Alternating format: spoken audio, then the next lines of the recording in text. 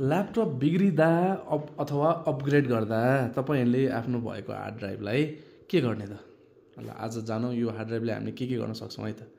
यो हार्ड ड्राइभलाई हामीले नयाँ ल्यापटपमा आजकल सिडी रोम युज नहुने भइसकेपछि यसरी एउटा क्याडी पाइन्छ। यो क्याडीमा राखेर तपाईले त्यो पुरानो हार्ड ड्राइभलाई एक्सटर्नल अथवा इन्टरनल स्टोरेजको रूपमा काम गर्न सक्नुहुन्छ। एक्सटर्नलको लागि यसरी एउटा हार्ड ड्राइभ इन्क्लोजर आउँछ भने इन्टरनल युजको लागि यसरी क्याडी आउँछ। अब यो युज नगरिकन राख्नु भन्दा त तपाईले यसलाई पोर्टेबल बनाएर युज गर्नुभएको पनि बेटर हुन्छ नि त हैन। अब पोर्टेबल त बनाउने, अब यो तीनवटा अप्सनमा कुनमा जाने त? ल आज डिस्कस गरौँ है त।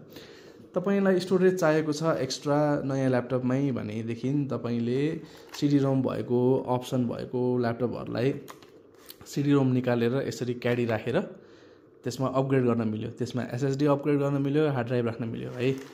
यो भयो। अथवा हैन म चाहिँ एज अ पोर्टेबल चाहिँ युज गर्छु भन्नुभयो भने मार्केटमा यस्तो खालको एउटा आउँछ एक्सटर्नल ड्राइभ इन्क्लोजर है, र अर्को आउँछ यस्तो खालको। अब यो दुईटामा डिफरेन्स के छ भन्नुहुन्छ भने यो भनेको 3.0 है। तपाईले लिँदाखेरि जहिले पनि यो 3.0 लाई चाहिँ याद गर्नुस्। यो फास्ट हुन्छ है। यो चाहिँ पुरानो हो, त्यसले गर्दा यो त्यति फास्ट हुँदैन। कम्पेरेटिभली यो मार्केटमा अलि सस्तोमा पाइन्छ भने यो चाहिँ अलिकति कस्टली हुन्छ। सो